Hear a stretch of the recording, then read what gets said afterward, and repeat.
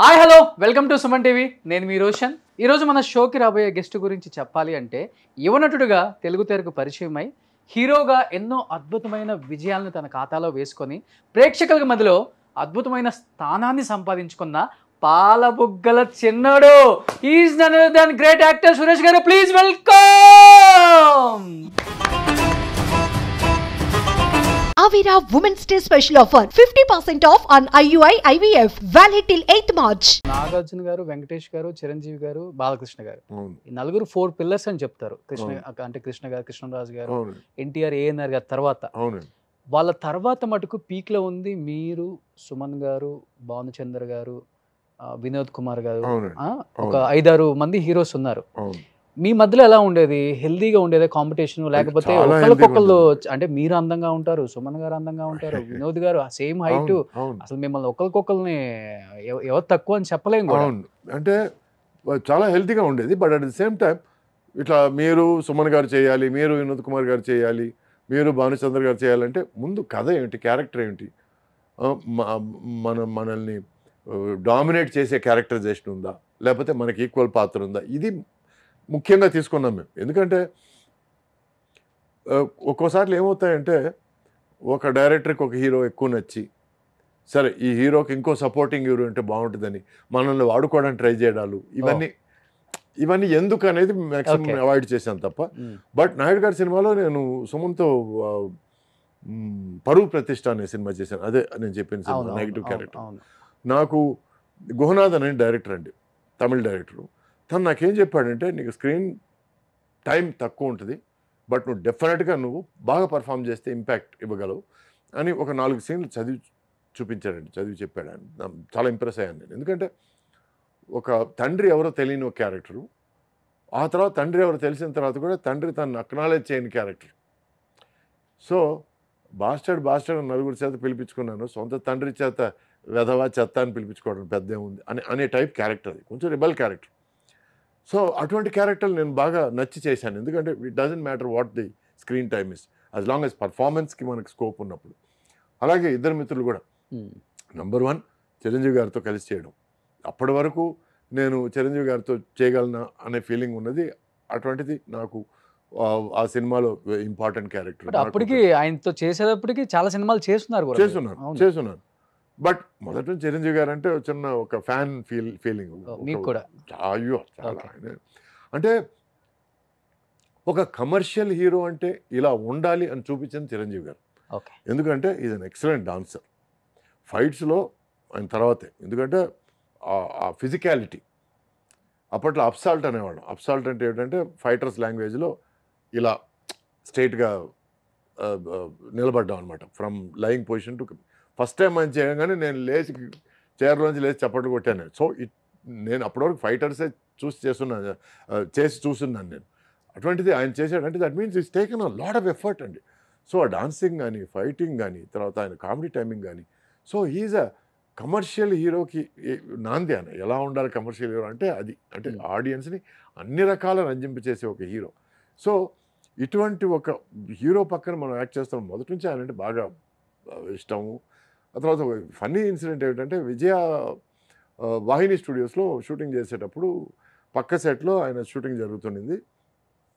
నాది ఇక్కడ ఒక సాంగ్ జరుగుతుంది, డాన్స్ సీక్వెన్స్. సో నేను షార్ట్ ఫినిష్ చేసి కిందకి వస్తే చిరంజీవి గారు అక్కడ నిలబడుతున్నారు ఒక 2-3 చూసా. నీకోసం వెయిట్ చేస్తున్నాను, చాలా బాగా డాన్స్ చేస్తున్నాను. నాకు సారు కన్ఫామ్గా ఆయన నాతో కామెడీ చేస్తున్నాడు, అంతేగాని సీరియస్గా మాత్రం చెప్పలేదని. సార్ ఎందుకు సార్ అని అన్నాను. నిజంగానే నువ్వు బాగా చేస్తున్నావా, all the best, keep it up అని భుజం తట్టి వెళ్ళిపోయాడు ఆయన. పక్కన సీరియస్గా చెప్పాడు ఆయన, లేక నన్ను మోసేసాడా ఏమిటి అంటే, చచ్చి లేదు ఆయన ఎందుకు ఆయన అట్లాంటి పెద్ద మనిషి నీ సెట్కి వచ్చి ఎందుకు అలాంటి మాటలు చెప్తారంటే, అది that is my first recollection. అంటే మీరు షార్ట్లో ఉన్నారని డిస్టర్బ్ చేయకుండా వెయిట్ చేస్తున్నారు. అవును, గ్రేట్ కదా. సో తర్వాత హలో ఐఎమ్ చిరంజీవి అని అంటారేమో అనుకున్నాను నేను. అది కూడా లేదు, ఏం లేదు, డైరెక్ట్గా వచ్చి చాలా బాగా డాన్స్ చేస్తున్నాను, వెరీ నైస్ అని అంటే నాకు అసలు షాక్. అది నోట మాట రాలేదు. ఇది నా ఫస్ట్ మీటింగ్ అండి చిరంజీవి గారు. First meeting. అప్పుడు సినిమాలు చూస్తున్నాను తప్ప డైరెక్ట్ మీటింగ్ అనేది మాట్లాడటం అని లేదు. ఇలా మాట్లాడడం వెళ్ళిపోయాడు. అప్పటి నుంచి ఎక్కడో నాకు ఆయన చూస్తే ఒక కొండను చూసిన ఒక feeling. So that is always remained. Always మనసులో అది నిలిచిపోయింది. సో మళ్ళీ చిరంజీవి గారితో ఇన్ని సంవత్సరాల తర్వాత కలవడాలు, మాట్లాడాలు, అన్నగారు అనడాలు, తర్వాత తమ్ముడు అని అనడాలు, అని ఆప్యాయంగా పిలవడం. సో ఫస్ట్ టైం అనేది ఆయనతో యాక్ట్ చేయడం, ఆ తర్వాత ఆయనతో ఇంటరాక్షన్, ఆయనతో సీన్స్ ఎట్లా చేయడం అనేది is a very giving actor అండి. Very welcoming actor. మీరు ఏదైనా కొత్తగా చేస్తే ఆయనకి భలే నచ్చేస్తుంది. నాకు అప్పటి నుంచి అప్పుడు ఏంటంటే నాకు ప్రతి సినిమాలో ఏదో ఒకటి పెట్టాలని ఒక చిన్న తాపత్రయం. సో సార్ ఫోటోగ్రాఫర్గా సార్ నేను రాఘవేంద్ర గారితో సార్ నేను కచాక్ అని పెడతాను సార్ అని ఒక మాట చిరంజీవి గారితో కూడా చెప్పేద్దామని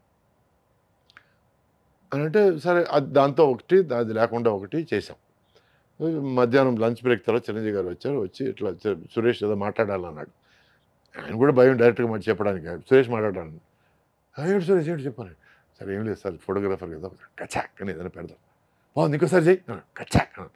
ఫస్ట్ క్లాస్ ఇది తీసారా దాంతో అన్నాను. అవును ఒకటి సేఫ్టీగా అది తీసాం, ఒకటి అది లేకుండా తీసాం. లేకుండా వద్దు అదే ఉండాలి ఇమ్మీడియట్ ప్రతి సీన్లోనే అట్లీస్ట్ వన్స్ అన్న సార్ నువ్వు చెప్పు చాలా బాగుంది వెరీ క్యాచీగా ఉంది సురేష్ అన్న. ఇంత ఎంకరేజ్మెంట్ ఇంకో హీరో దగ్గర దొరకడం వెరీ రేర్ అండి.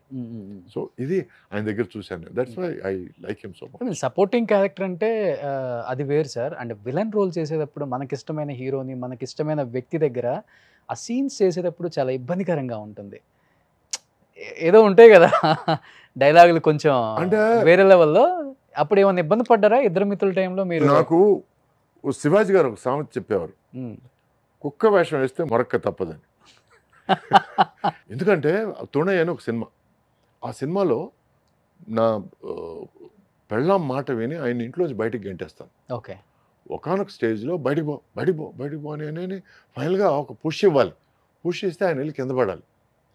నేను వెంటనే కాళ్ళ సార్ మీరు సీనియర్ ఆర్టిస్ట్ సార్ మిమ్మల్ని నేను పుష్ చేయడం సార్ అది లేకుండా ఏమైనా చేద్దాం సార్ అంటే అప్పుడు అది తిరిగి అన్నాడు కుక్క వేషం వేస్తే మొరక్క తప్పదు. ఒకవేళ నాకు సింపతి ఫీల్ అయినా లేక నిన్ను తిట్టుకున్నా అది సీన్లో ఉంది, అది రైటర్ రాశాడు, అది నువ్వు చెయ్యక తప్పదు. నువ్వు అంత బలంగా చేస్తే తప్ప ఈ కథకు అంత ఇంపాక్ట్ ఉండదు.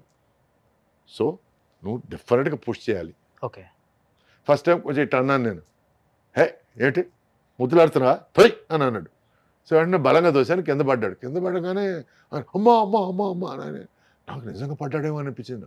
చూస్తే తర్వాత యాక్టింగ్ ఆయన లేదు ఏం లేదు నేను ఎందుకు చెప్తున్నా అర్థం చేసుకో. ఒక్కొక్క రైటర్ ఒక్కొక్క ఫీలింగ్తో రాస్తాడు. ఆ రాసినప్పుడు అది పండాలంటే ఆర్టిస్ట్ తనకు 100% ఇవ్వాలి.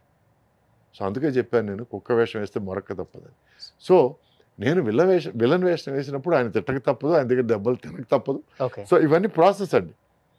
ఎందుకంటే సినిమాని పండించాలి, దట్ ఈస్ మోర్ ఇంపార్టెంట్. ముందు నుంచి నాకు ఈ సురేష్ ఇమేజ్, హీరో ఇమేజ్ ఇట్లాంటివి పెద్ద బ్యాస్టజాలు ఏమి లేవండి. ఓకే. సో దానివల్ల నాకు పెద్ద ప్రాబ్లం అనిపించలేదు. ఒకసారి నాకు ఒక ఫన్నీ ఇన్సిడెంట్ ఏమిటంటే అజిత్ గారు ప్లస్ ఇంకొక హీరో, మా హీరో పేరు వద్దులేండి.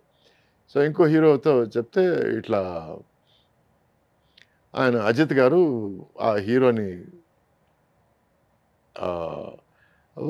తిడితే ఏమవుద్దంటే హీరో కొట్టడానికి ట్రై చేస్తారు. సో ఆయన అజిత్ గారు కొడతారు ఆ హీరోని. ఆ హీరో ఆ సినిమాలో కొంచెం నెగిటివ్ క్యారెక్టర్ అంటే ఇప్పుడు ఏమవుద్దంటే కొంచెం ఫోర్స్ ఎక్కువ ఉంటుంది ఆ హీరో దగ్గర నుంచి. ఫోర్స్ ఎక్కువ ఉంటే తను అన్నాడు, సార్ మీ ఫ్యాన్స్ ఫీల్ అవుతారు సార్ అంటే, ఏం పర్లేదు అది మన మనసులో పెట్టుకోవద్దారు. సో లాస్ట్లో వచ్చి మళ్ళీ అజిత్ అతన్ని చెత్త కొట్టే సన్నివేశం. సో తను అన్నాడు, నీ ఫ్యాన్స్ ఏమైనా ఫీల్ అవుతారు?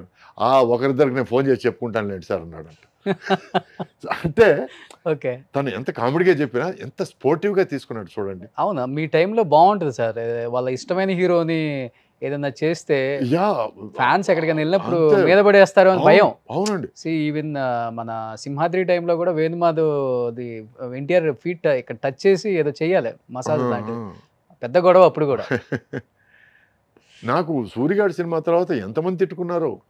నేను రాజమండ్రి ట్రైన్ దిగి షూటింగ్కి వెళ్ళడానికి చూస్తే అదో సచ్చినోడు వచ్చాడు, వాళ్ళ ఆయన సరిగ్గా చూసుకోకపోతే అమ్మా నన్ను వదిలేసే ఎదవా అని నన్ను పబ్లిక్గా తిట్టారు. ఆ తర్వాత నాకు స్ట్రైక్ అయ్యి, అమ్మో సూరిగాడు ఇప్పుడే రిలీజ్ కాదు, కొంచెం జాగ్రత్తగా ఉండాలి మన ఇంపాక్ట్ ఎక్కువ ఉంటుంది ఓన్ చేసుకుంటారు వాళ్ళు. సో ఇట్లా అది పండినప్పుడు నేను ఇంకా హ్యాపీగా ఫీల్ అవుతాను. అంటే మనం చేసిన పర్ఫార్మెన్స్ వాళ్ళకి హార్ట్కి టచ్ అయింది, వాళ్ళు దాన్ని నిజంగా తీసుకున్నారు, దాన్ని లైవ్గా వాళ్ళు ఫీల్ అయ్యారు అనేది నేను హ్యాపీగా ఫీల్ అవుతాను. సో మీకు ఇష్టమైన చిరంజీవి గారికి పద్మ విభూషణ్ మొన్నే వచ్చింది. అయ్యో So, చాలా wish చేశారా? చాలా చాలా హ్యాపీ. 100% విష్ చేశాను. ఆయన యూఎస్లో ఉన్నారు, రాగానే నేను పర్సనల్గా వెళ్ళి కలుస్తాను. ఓకే అంతేగాని ఫోన్ విషెస్ అన్నీ అయిపోయినాయి. ఓకే అంటే ఆ టైంలో ఎక్కువ మంది ఉంటారు, అవునవును. జనం ఎక్కువ ఉంటారు, సరే ఎందుకు సో మీరు చెప్పేదాన్ని బట్టి స్టార్ హోదా అనేది ఆయన ఎప్పుడు ఆలోచించారు, ఇంకా లేదు. అట్లీస్ట్ మా వరకు ఆయన డౌన్ టు ఎర్త్ ఇంకా. Very down to earth. Plus మాకు ఒక 80s గ్రూప్ ఉందండి. 80s గ్రూప్ సుహాసిని కానీ, లిజ్ కానీ, శోభన కానీ, తర్వాత మీనా కానీ, మీనా కాదు ఖుష్బూ గారు, సుజాత గారు, ఎస్ వీళ్ళందరూ ఉన్నాం మేము. సో 80s గ్రూప్ సంవత్సరానికి ఒకసారి ఎక్కడో కలుస్తాం. ఈసారి చెన్నైలో జరిగిన తుఫాను వరదల వల్ల జరగలేదు. Next year probably this year end ఉంటుంది. సో ప్రతి సంవత్సరం అట్లా ఒకరోజు మేము ఫ్యామిలీ మెంబర్స్ లాగా కలిసి అందరం ఒకటైపోతాం, కలిసి తినడాలు, కలిసి మాట్లాడాలు, కలిసి జోకులు వేసుకోవడాలు. సో ఇట్ ఇస్ ఎవరు ఇప్పటికి కూడా మీ 80s గ్రూప్ లో కలిసినప్పుడు, రీయూనియన్ అప్పుడు బాగా హైపర్ యాక్టివ్ అంటే ఎవరు ఇప్పటికి కూడా? హైపర్ యాక్టివ్ నాకు తెలిసి మోహన్ లాల్ మోహన్ లాల్ గారు. లాల్. ఓకే తర్వాత ఒక సంవత్సరం బాలకృష్ణ గారు వచ్చారు, ఆయన అప్పుడు సూపర్ హైపర్ యాక్టివ్ ఆయన. ఓకే ఆ తర్వాత బిజీ వల్ల ఆయనకు కుదరట్లేదు. జనరల్గా హైపర్ యాక్టివ్ ఎక్కువ. నేను కూడా ఎక్కువ జోకులు వేస్తుంటాను, అటు ఇటు తిరిగేస్తుంటాను. చిరంజీవి గారు మాత్రం చిన్నపిల్లడు అయిపోతారండి ఆ రోజు మాత్రం. ఆయన ఓకే ఈ బికమ్స్ ఎ స్మాల్ కిడ్. ఏదైనా సాంగ్ వేస్తే వెళ్ళి పరిగెత్తుకుంటూ వెళ్ళి డాన్స్ వేయడాలు, నూరా నూరా అని కలిసి అందరినీ కలిపి డాన్స్ చేయడాలు. So it's a very lively experience. Every year ఒక థీమ్ పెట్టుకుంటారు కదా, డ్రెస్ అవునండి, డ్రెస్ కోడ్ డ్రెస్ కూడా. కోడ్. అవును. So I'm very lucky and అదృష్టవంతుడండి to be a part of that group.